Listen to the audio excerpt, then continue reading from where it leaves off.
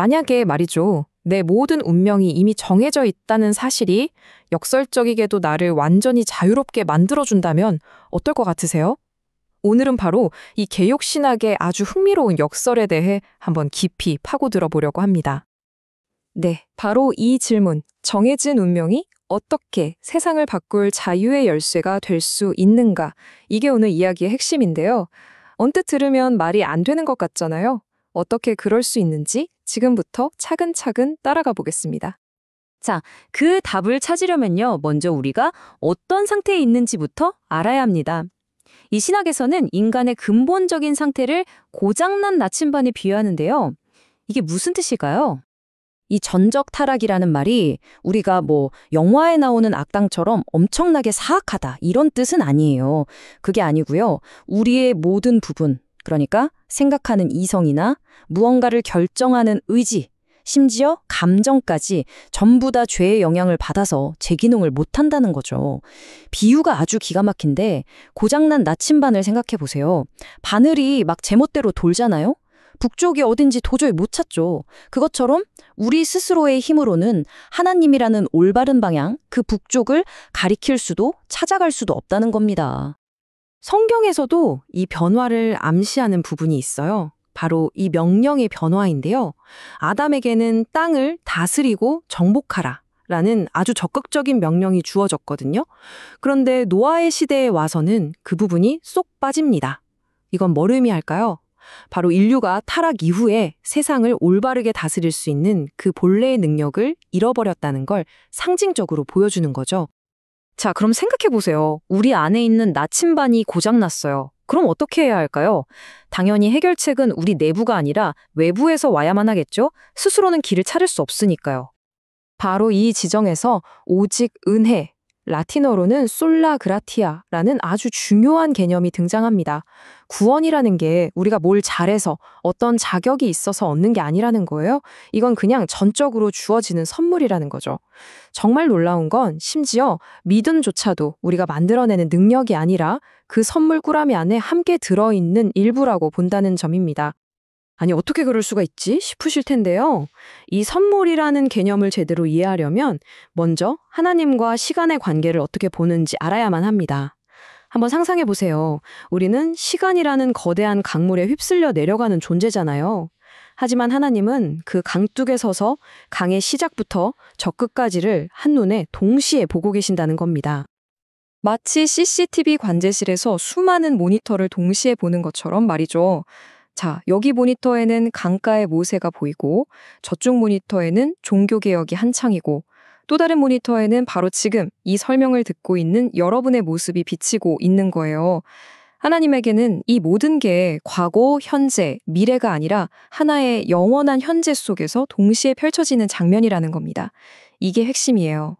자, 이렇게 하나님이 시간 밖에서 모든 것을 아신다는 개념을 받아들이면 곧바로 아주 어렵고 도전적인 문제와 마주하게 됩니다.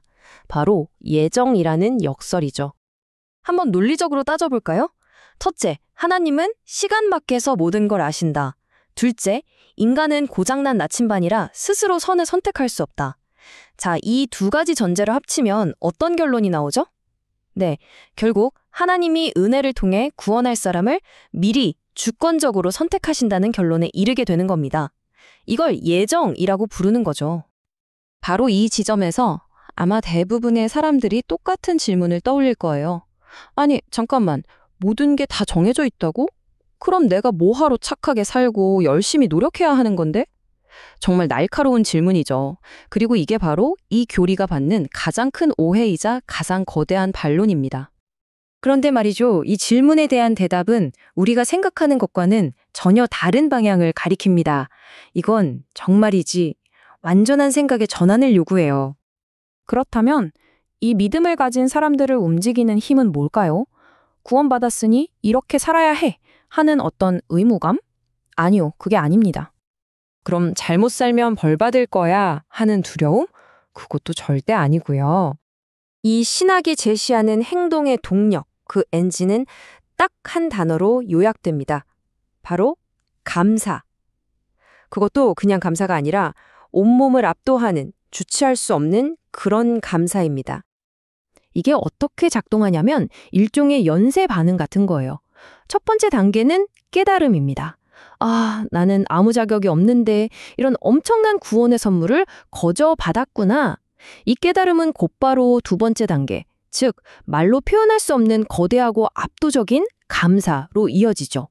그리고 이 감사가 마음속에 가득 차면 어떻게 될까요? 가만히 있을 수가 없는 거예요. 결국 그 감사가 동력이 되어서 사랑과 행동으로 폭발하게 된다는 논리입니다. 자, 그럼 이 감사라는 엔진이 어떻게 추상적인 교리를 우리의 일상, 살아 숨쉬는 현실로 만들어내는지 그 구체적인 모습을 한번 들여다보겠습니다. 이런 삶의 태도를 가리키는 멋진 라틴어 표현이 있습니다. 바로 코람 데오, 하나님 앞에서라는 뜻이에요. 이게 뭐 누가 나를 지켜보고 감시한다는 그런 무서운 뜻이 전혀 아니고요. 오히려 그 반대입니다.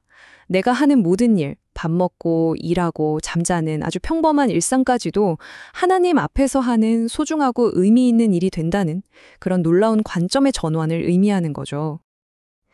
그리고 이게 그냥 좋은 생각 수준에서 그친 게 아니에요. 역사적으로 실제로 구현된 사례가 있습니다. 바로 장 칼뱅의 제네바인데요. 칼뱅은 단순히 교회만 개혁한 게 아니라 이 코람데오 정신을 바탕으로 제네바라는 도시 전체를 바꿔버렸습니다. 대의제 정부를 만들고 상공업을 장려하고 심지어 난민 구호나 사회복지 시스템까지 말 그대로 도시 전체를 새롭게 디자인한 거죠. 이런 행동의 바탕에는 이런 생각이 깔려 있는 겁니다. 우리의 삶 자체가 믿지 않는 사람들이 읽는 한 권의 성경이 되어야 한다는 거죠.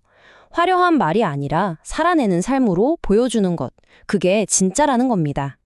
그래서 교회는 더 이상 그냥 일요일에만 가는 건물이 아니게 됩니다. 세상을 향해 하나님 나라는 이런 곳이야 라고 미리 보여주는 모델하우스가 되는 거죠. 우리는 이렇게 다르게 살 수 있어 라는 걸 보여주는 살아있는 증거, 하나의 대한 공동체가 되는 겁니다. 그런데 여기서 아주 중요한 점이 하나 있습니다. 이 모든 걸 체계적으로 설명한 위대한 신학자 헤르만 바빙크조차 이런 말을 남겼어요. 나를 구원하는 것은 나의 신학이 아니라 예수 그리스도이시다. 무슨 뜻일까요? 이 모든 논리적인 설명, 이 신학 체계를 완벽하게 머리로 이해해야만 구원받는 게 아니라는 거죠. 결국 핵심은 지식이 아니라 그리스도를 향한 믿음 그 자체에 있다는 점을 잊지 말라는 당부입니다. 자, 이렇게 한 바퀴 돌아서 다시 처음의 질문으로 돌아왔습니다. 잠시 신학적인 이야기는 접어두고 한번 생각해보죠. 어쩌면 진짜 자유라는 게 내가 뭐든 할 수 있는 무한한 선택지에서 오는 게 아니라 내 삶의 모든 선택의 기준을 바꿔버릴 만큼 압도적인 단 하나의 선물, 그리고 그에 대한 깊은 감사에서 시작되는 건 아닐까요? 오늘 여러분의 삶을 움직이는 가장 강력한 엔진은 무엇인지 한번 돌아보는 건 어떨까요?